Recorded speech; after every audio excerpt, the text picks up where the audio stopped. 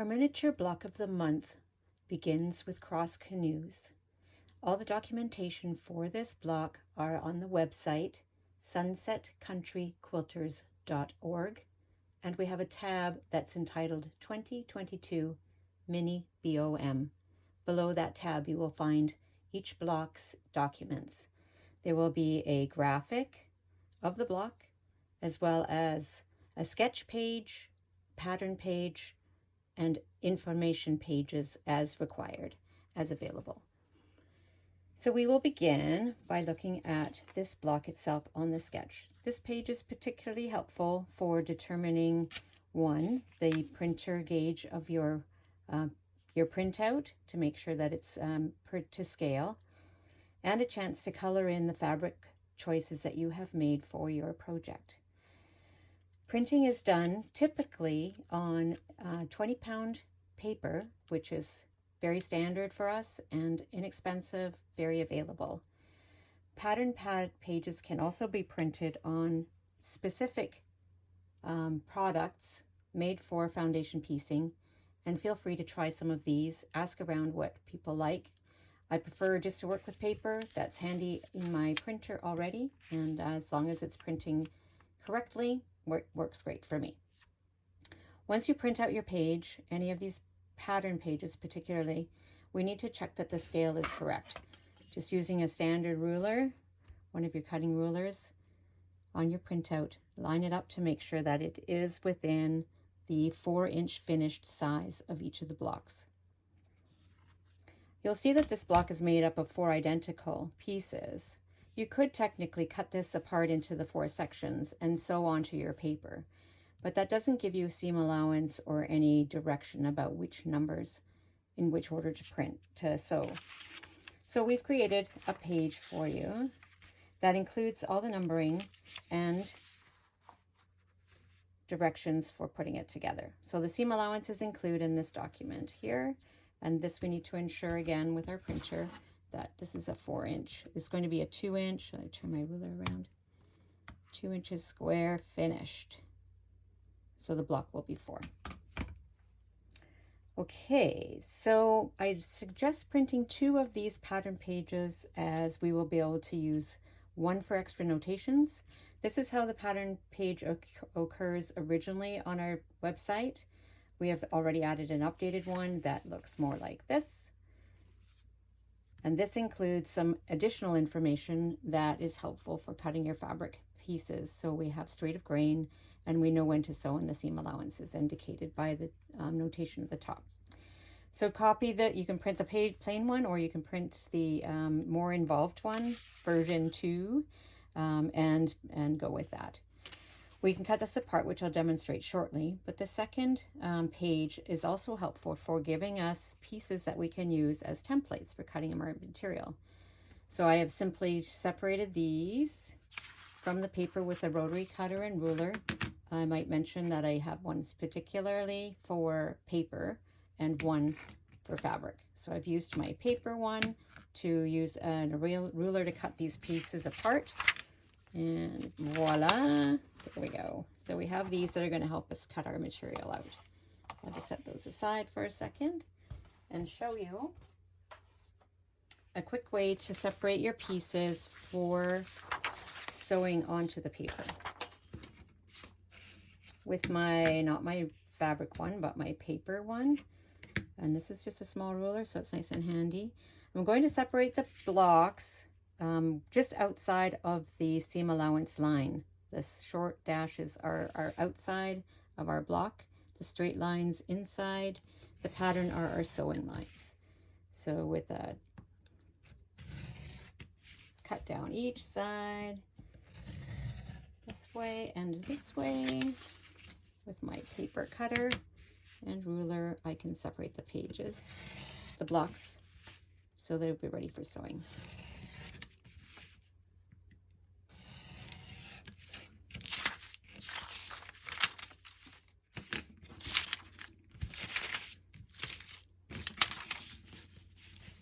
Might need to change my paper blade as well as just changing up my fabric blade. Okay, so we have our patterns, and we'll look at those later on when we get to the sewing page. We do know from our graphic, from our sketch, one of these, that we are going to be doing 2 identical blocks and 2 identical blocks. This graphic is, or this one I should probably use as our sample. It doesn't indicate extremely clearly which is medium, so I recommend creating your own key with little pieces of fabric, or to just write an M where there's a medium. And actually we should do that on these so we know medium, medium, medium. Put it back together so you can see where they fall.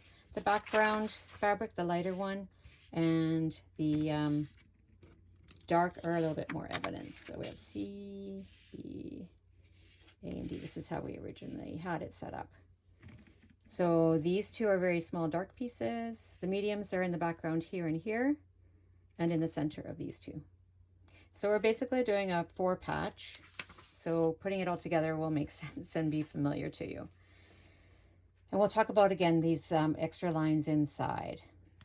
But what I've done, and I think that you will likely end up with, you will find on the website as well, in a document with some specific directions regarding this block, is a key for cutting our fabrics out. But I'd like to show you quickly how I do that with our little templates. So we'll move these to the side. And we'll take a look at what blocks, what pieces we have. Because each block is identical in terms of how it goes together, we are going to have one of each of these numbers for each block. So we have a shape number 1, 2, 3, and 4, which will occur in each of our 4 blocks. We just need to determine which colors we're cutting out of which numbers. So in A and B,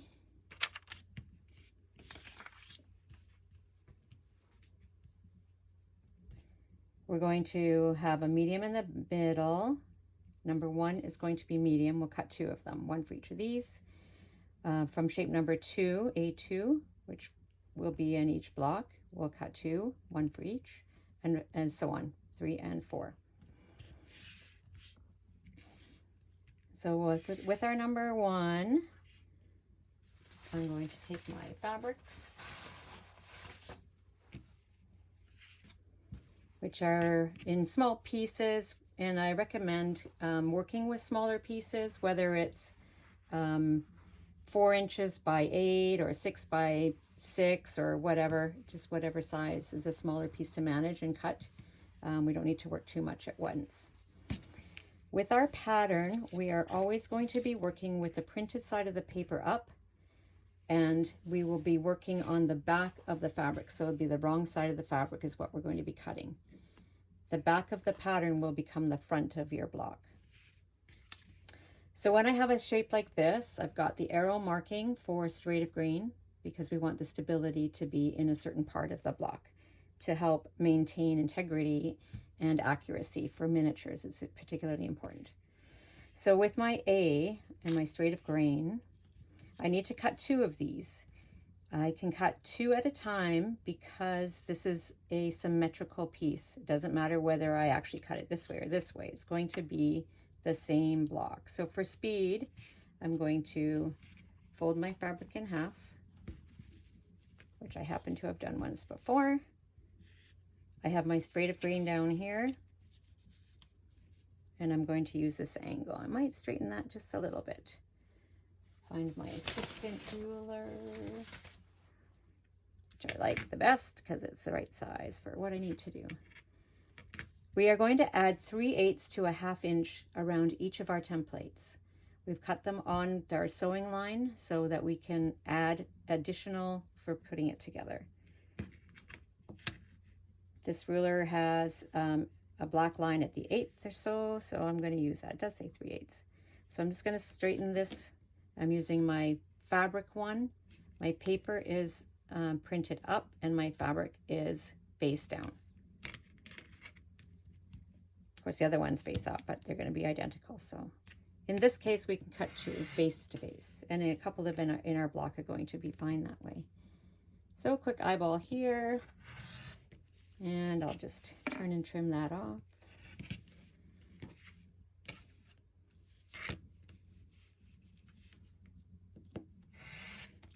So now we have number 1 for both of our A and B blocks. Here's the right side. So just until we get things put together, let's see if we can get this in the screen. And here's our A. Now, something I just came across an idea to do is to put a piece of batting on a cutting board. Let me see if I can get this into the picture. This is a standard little, ooh, that's a dirty one. There, that's a better side. Just a cutting board and an acrylic type thing. Piece of batting on both sides. Bulldog clip. And this is going to be my design wall, or so to speak, for my pieces as I get them cut. So I'm going to set it to the side here, and I'm going to put my number 1 here. There. You can also put a pin in it if you'd like to hold it. Try a pin somewhere. That can just hold it on there. But for now, we've got those together, and that's in place. So then we need to cut 2 of number 2. And these are all out of light, so we can probably do some doubling up with this. I'll set this design piece aside. Bring in my light fabric. This is the right side. This is the wrong side. So I'm going to make sure I have my wrong side facing. When I'm cutting right angles, that's very simple to see where that straight of grain goes. So that makes sense.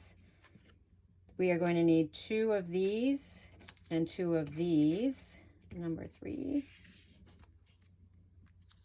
And because they are exactly the same, we can cut them at the same time. So again, I'm going to fold my fabric right sides together. I'm keeping the wrong side up because I want to be sure that I do that out of habit. Maybe I'll move it over this way.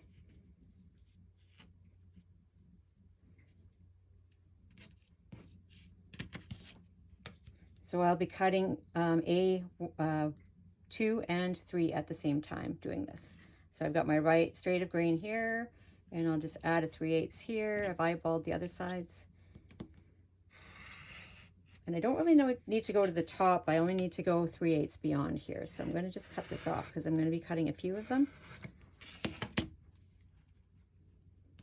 And now I've got 2 and 3 for one of my blocks for A, and now I'll get 2 and 3 for my B block.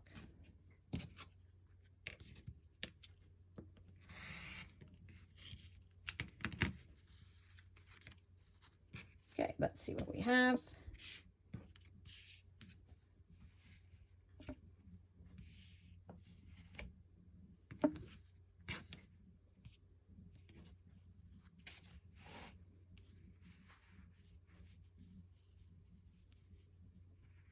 So I got to make sure it's right side down. This one was the same, so I'm going to just flip that over so we're sticking with our wrong sides until we get everything cut. So my A2 is right side down. This will be my A3, right side down.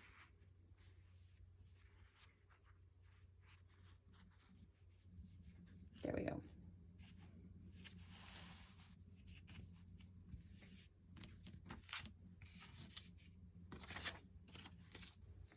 So the other piece we need to cut now is number 4. Tiny little guy over here.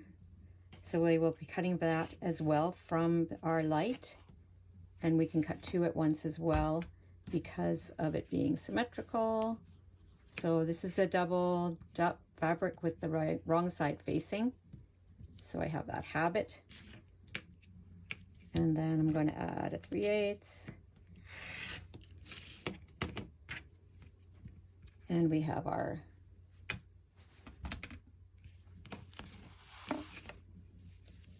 number 4 block. Get my papers together, show you the whole thing. Okay, so these are the pieces we need for blocks A and B. We're going to go ahead and cut the other ones by our chart for the other set, and we'll come right back. All right, we have all of our pieces cut based on our chart.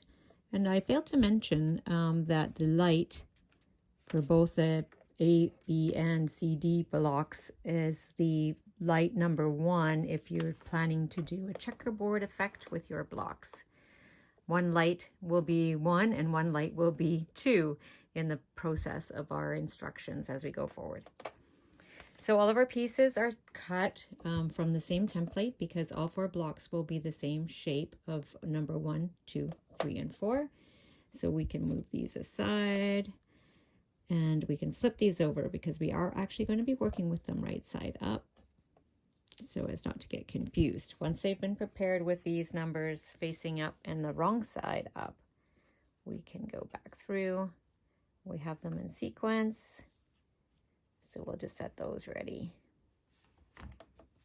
And we'll look at the supplies that we require for our construction.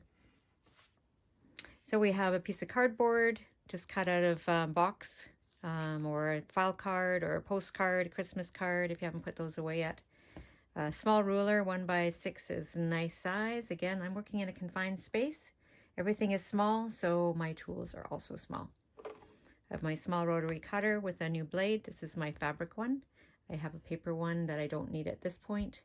Of course, little scissors and a pencil, pins, that type of thing. The sewing machine is set up. I've put some 50 weight thread in. It happens to be bright pink, so you can see what we're doing. But the finer the thread, the less bulk there is in the seams as we get stitching. We have our paper patterns, and you'll notice on my machine is a open toe foot. So we have lots of visibility for the lines that we will be sewing on. The machine is set with the standard automatic, for most machines, 2.5 stitch length. A lot of people recommend a 2 stitch length, but I find that it makes it more difficult to take the paper out or remove stitches if you have to unsew, which likely will happen. And it makes it, as I mentioned, bulkier. So I just go with 2.5. I don't have to think about it. It holds the seams fine, I find, and it's less bulky. So we're going to start with our A block. I'm going to move some of these things here and find from our little sample here, going right to left, left to right as we read. This is piece number A1. And this piece is the only one that is going to be applied face down. Because as I mentioned, our paper pattern is the back of the block. This will be the front. So our very first piece is going to need to be facing this way. The way that we know how it's going to be positioned is, and every sequence of this process is the same for preparation. So we look at the block, we're going to sew between the line between 1 and 2. So I'm going to put 2 on my right hand side. The one that we will have as our foundation will be on the left. And I'm going to fold to crease this line. Okay. Now this fold is going to be our sewing line. So we need to position our fabric so we have a seam allowance. Now where is this going to go on our block paper? Well, we can see right away it's going to be facing down, so we better turn that around. And we're going to create a 1/4 inch seam allowance with this raw edge here. We can see that the fold is longer than the seam by putting in a pin at one end of the seam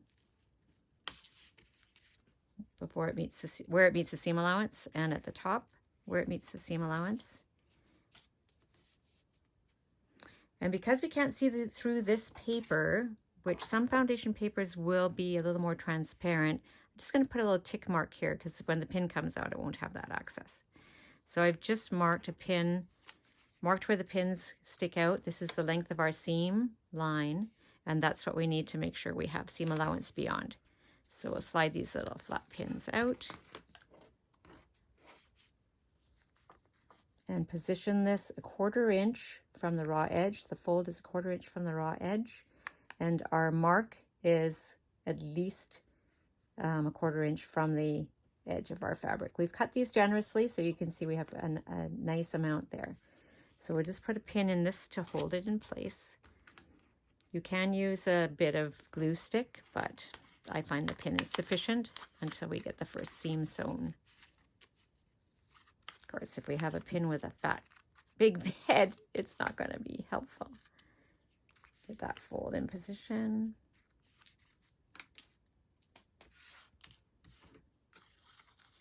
Poke the pin in.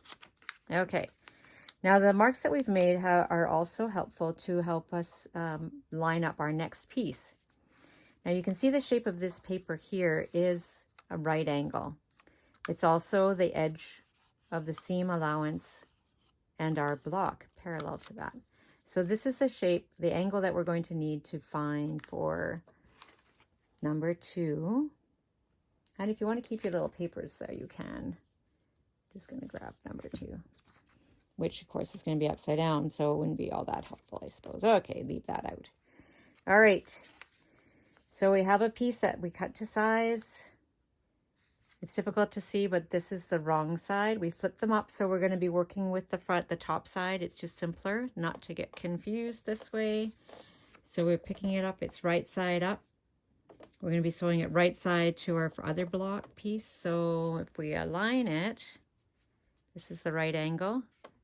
And my paper has a right angle, so those need to be parallel. And if you need to mark this on here, you can kind of see through the paper. That's our right angle here. And then we can put them right sides together.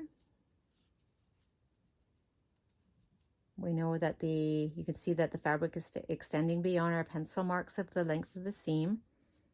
My paper's adjusted a little bit, so we'll get those lined up. And when you're aligning these, if you have a very, very light light, you want to try to hide the dark. You can have the light extend a little bit so that seam won't shadow or ghost.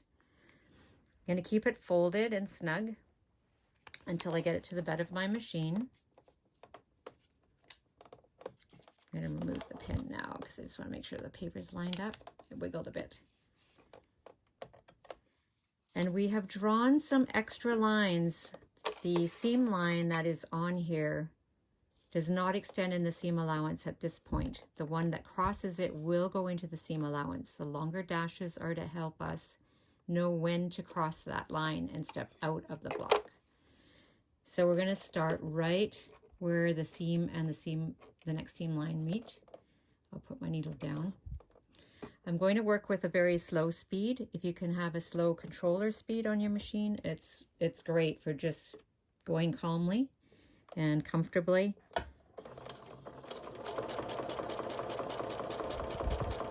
I'm going to stop at the top where it meets the seam across it again.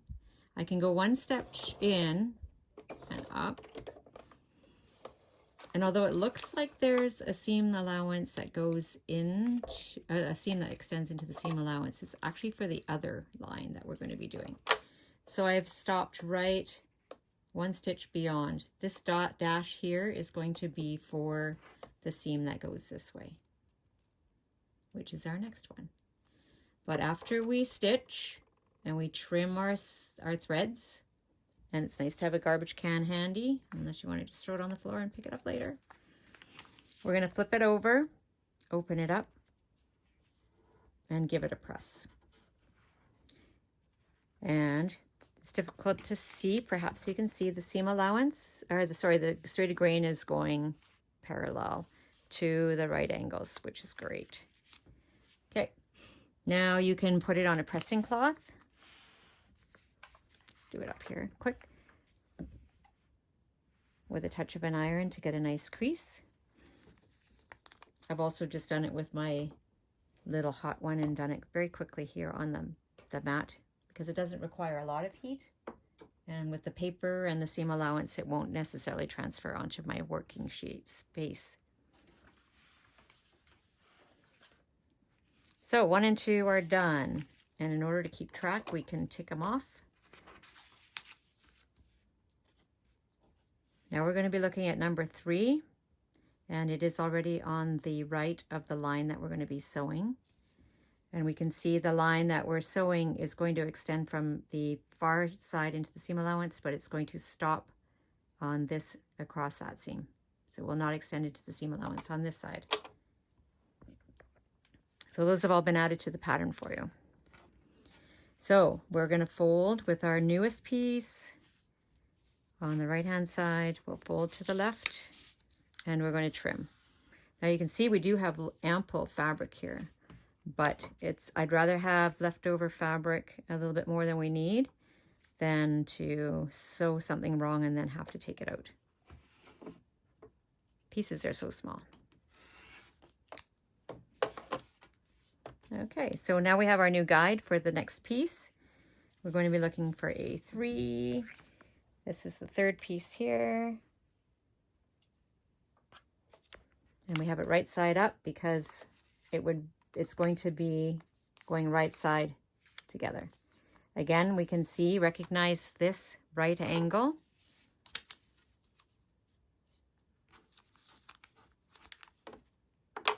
And we're going to position the right angle to match and place it so that this raw edge and that raw edge are together.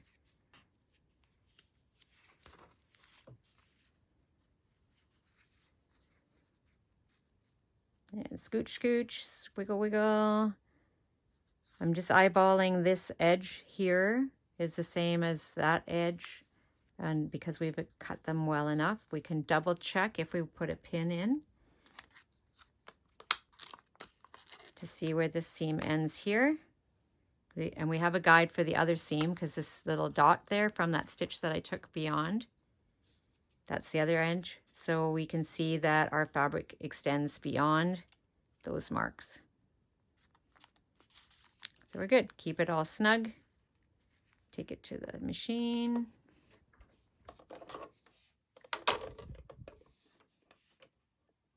Threads are getting tangled.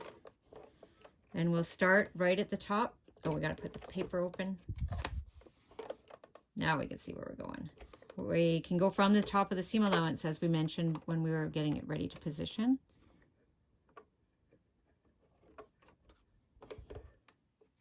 So we're going to start into the seam allowance so that that will not open up for us when we're ready to assemble our blocks. We'd like this to stay where it is. But we will stop at the bottom because we will pass this way again.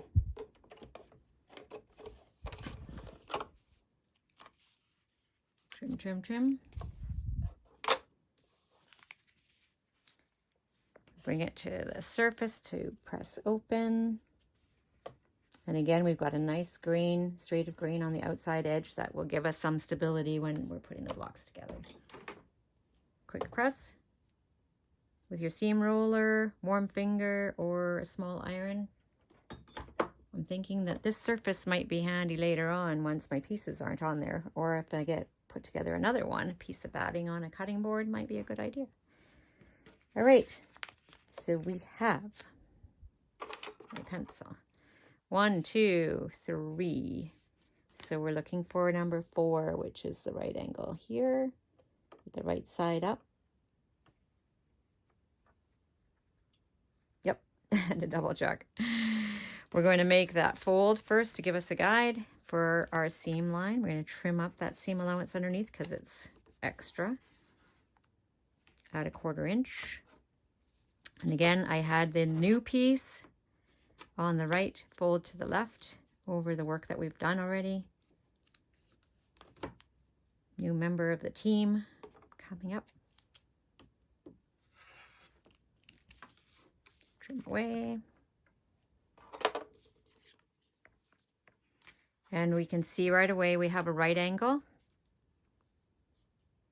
and we have a right angle. So we want to be sure it's the same orientation.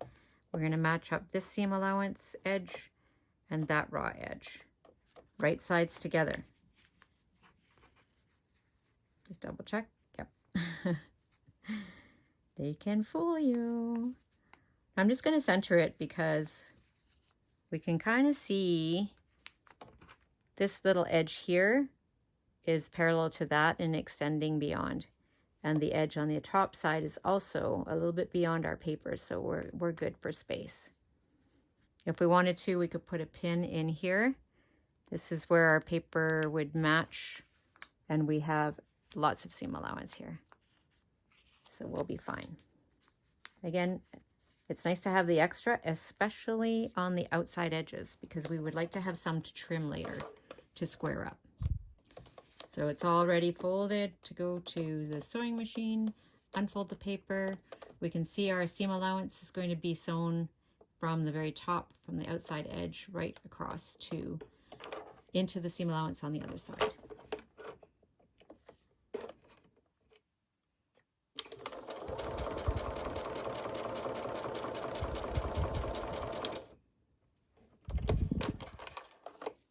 Nice slow stitchings, very calming. Okay. Let's see how it looks.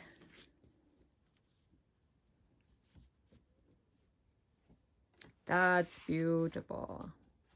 What do you think? I think it's great. Okay, so another little press. And we'll put together the other blocks and then talk about how they'll go together.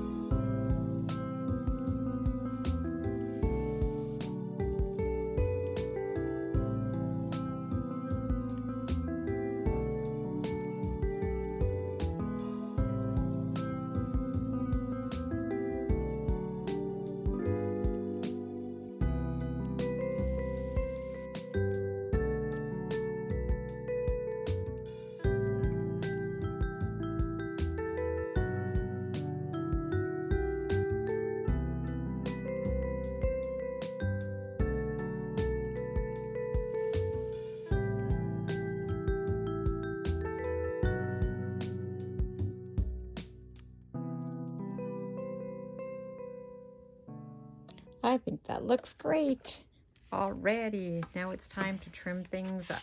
Let's see if we can make a little more space here.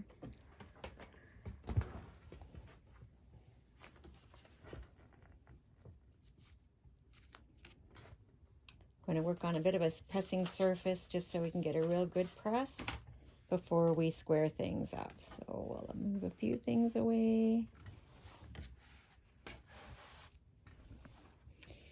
What I've done is put my best press in a much smaller spritzer because, again, small is a magic word here. It doesn't spray quite as much and make quite as much mess. So if you can find a small spritzing bottle, that works great. I'm just going to do it to the side. So I'm just going to put a little spritz on and give it a nice fresh press.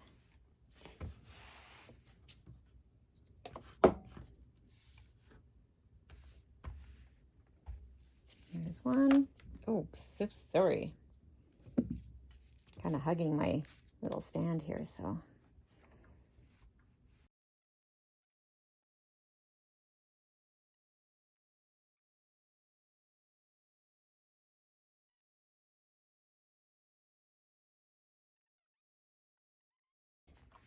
All right. This is where the small 4x4, 4.5x4, and 2.5x2 are great for rulers, which I didn't have handy. Here we are. But any ruler that you have that will give you accurate edges is fine. Even this larger one is good. These Olfa ones are nice because they're very clear. There aren't as many lines on it. But use as many lines as you have.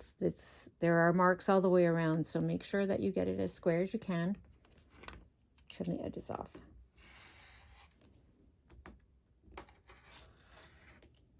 Both sides. It goes on the floor.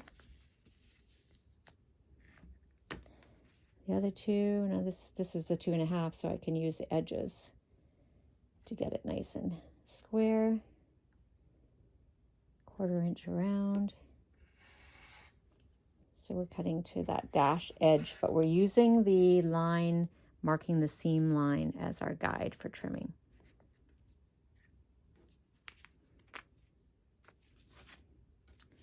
There we go. And you can speed up if you want to just get to the part where we start sewing again.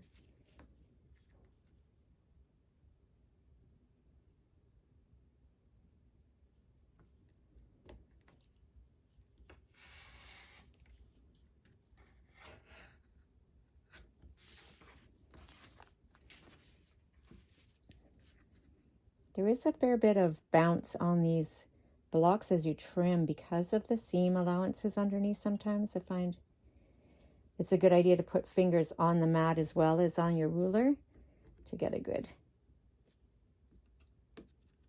firm foundation so it doesn't move.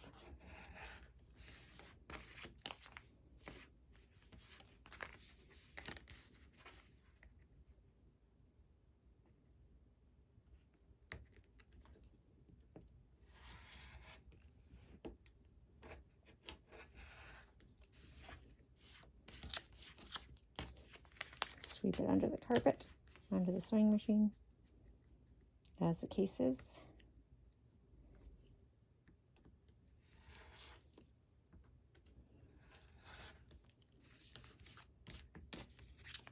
That one looks a little wider.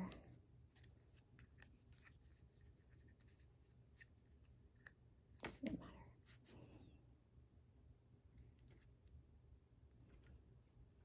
It's okay.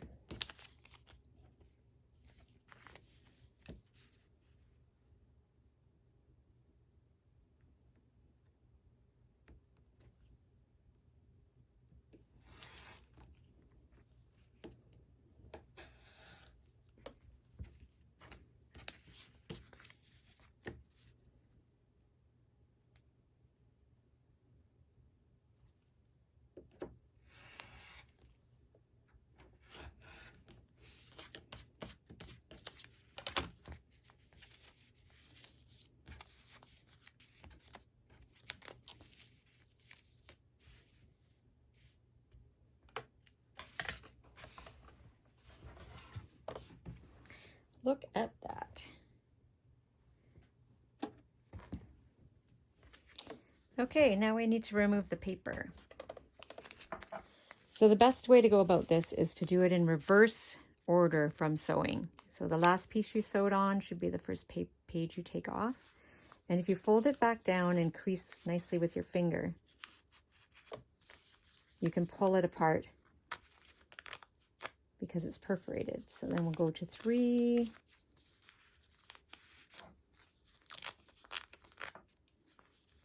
go to 2,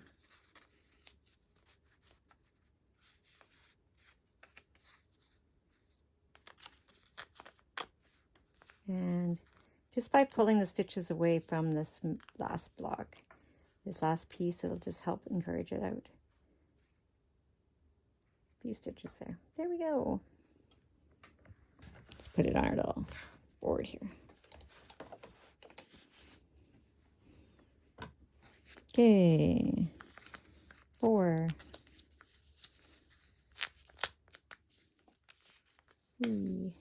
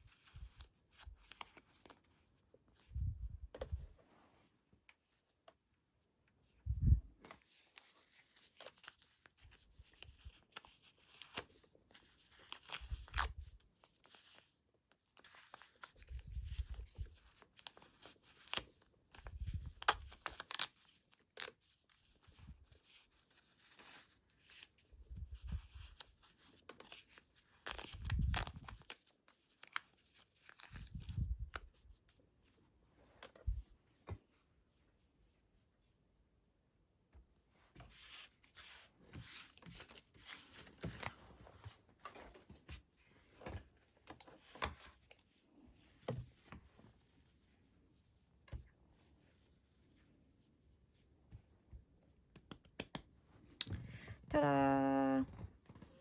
All right, let's go about putting them together. So now that we've got them all set, when we sew the first 2 together, you'll notice that the seam allowances at this intersection here are bulking up. And what we can do to avoid some of that bulk is to just flip this pressing the other way on each of these. So if we go with the guideline of seam allowances to the dark, let's do these ones to the medium so that we have a place where they will fold and be snug to each other.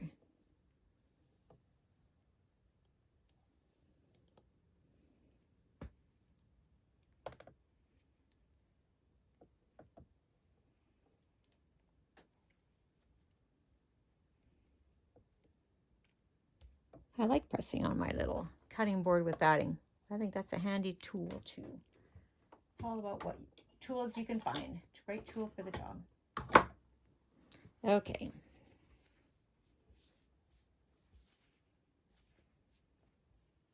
So we're going to sew these 2 together and these 2 together. So let's get that done.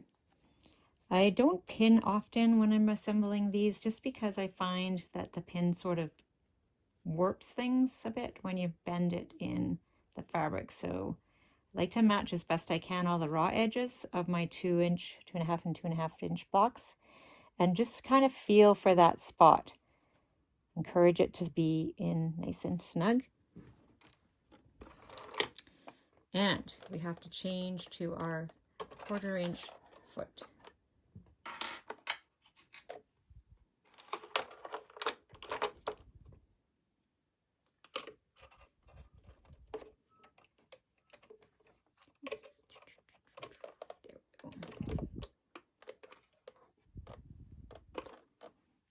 Okay, press these together.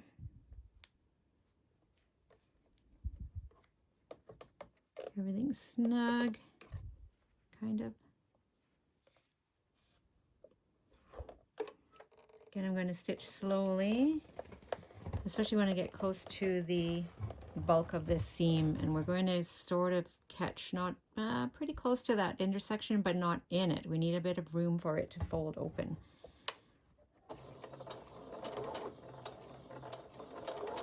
Take a few stitches at a time.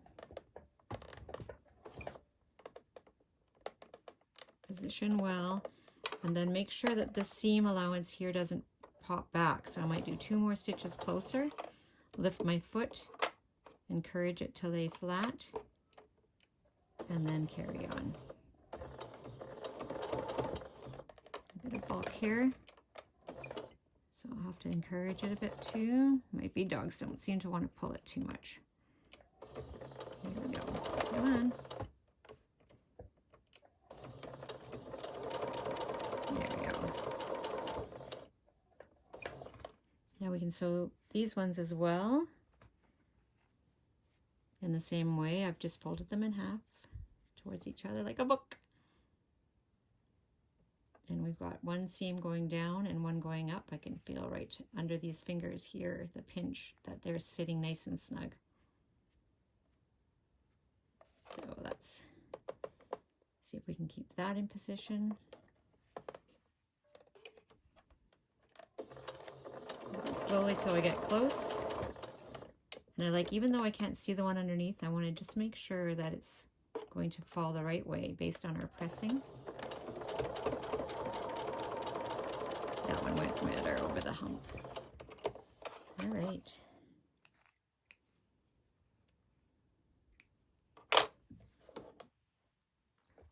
Okay. Now what we're going to do is take a moment to press these in opposite directions. It doesn't really matter which way. And I think I might just use a bit of spray at this point too.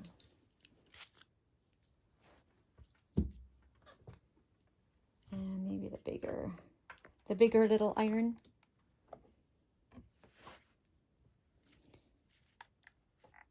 Press one way. And this one's going to go the opposite way.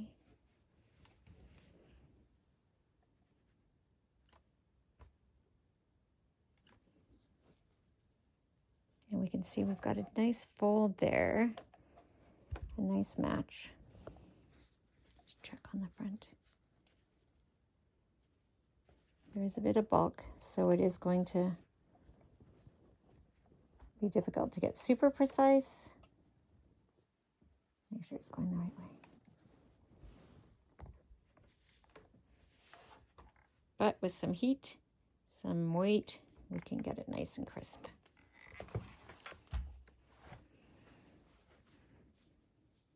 What we're going to be doing by this, of course, is to allow it to get snug where they meet, but also to create the flattest point intersection possible by pressing a pinwheel version.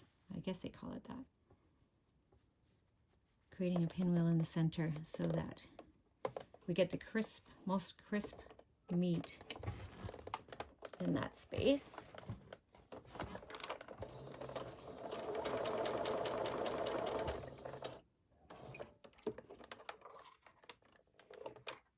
Make sure they all lie flat. I can still feel the nice pinch in here, and I can still feel the nice pinch here. Quilting is a very tactile activity, isn't it? Oh, it doesn't like that hump. Give it a little bit of help for 2 stitches. And we get close to this seam allowance again, we'll stop This is a very slow process, but very important to keep things where they should go. The little things we do make a big difference.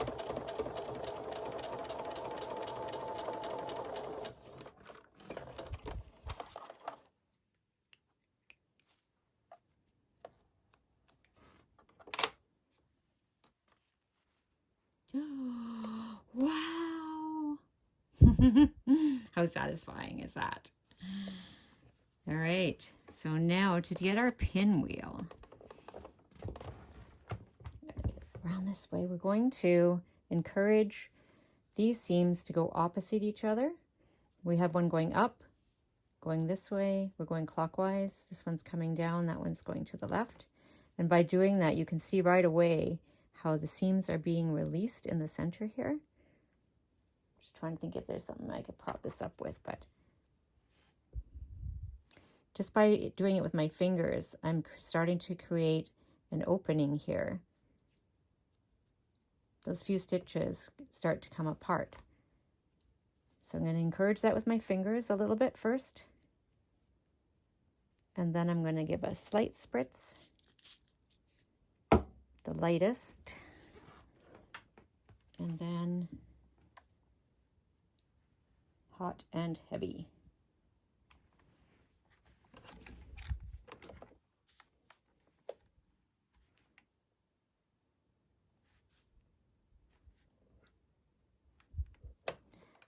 All right,